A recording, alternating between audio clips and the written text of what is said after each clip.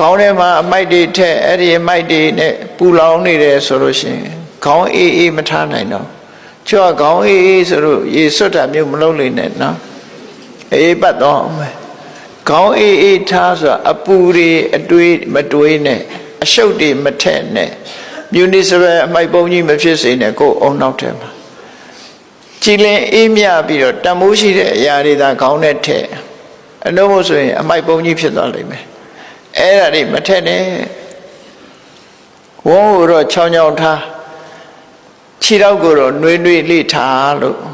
ပြောချတယ်ပေါ့နော်ခြေထောက်နှွေးခေါင်းအေးဝန်းချောင်းချောင်းလူဘဝမှာတော့အဲ့ဒါကြီးပွားတိုးတက်ခြင်းအကြောင်းတွေပဲကျမ်းမာပြီးတော့ကြီးပွားတိုးတက်တဲ့အကြောင်းအဲ့ဒါကြောင့်ဘဝမှာစာရင်နောဆိုတာဆင်ញင်သုံးသက်တတ်ရမယ်ကိုယ့်အခြေအနေကိုဆင်ញင်သုံးသက်တတ်ရမယ်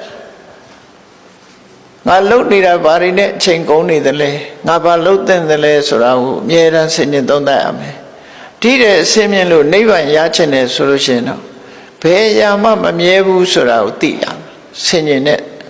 မမြဲဘူးလို့သိခြင်းဟာဘာအကျိုးရှိလဲလို့မေးကြည့်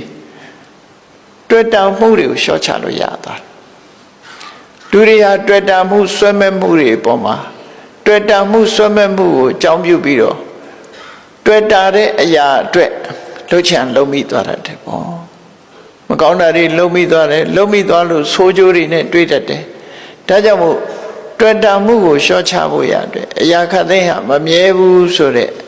အနိစ္စတင်ညာထာဝရပြောင်းလဲနေတဲ့အရာတွေပဲလို့ဆင်ញင်သုံးသပ်နိုင်ရမယ်လို့သူဆိုတယ်အဲ့ဒါလို့မဟုတ်လို့ရှိရင်ကိုယ်စိတ်တွေအာယုန်တစ်ခုထဲမှာစူးစီးလို့မရဘူးတမာရီမရှိလို့စိတ်တွေဟာလွင့်ပြန်နေတဲ့တည်ငြိမ်မှုမရဘူးဆိုရင်တမာရီကျင့်စဉ်နေတဲ့ကိုယ်စိတ်လေးကိုငြိမ်အောင်အာယုန်တစ်ခုထဲမှာစူးစိုက်လို့ရအောင်လို့ကိုယ်ဘာလုပ်နေသလဲအဲ့ဒီဘာလုပ်နေသလဲဆိုတဲ့အချက်ပေါ်မှာကိုယ်စိတ်လေးတည်ငြိမ်အောင်ထားနိုင်မှုကြိုးစားအဲ့ဒီနှစ်ခုကိုစာယီနောလို့ပြောတာ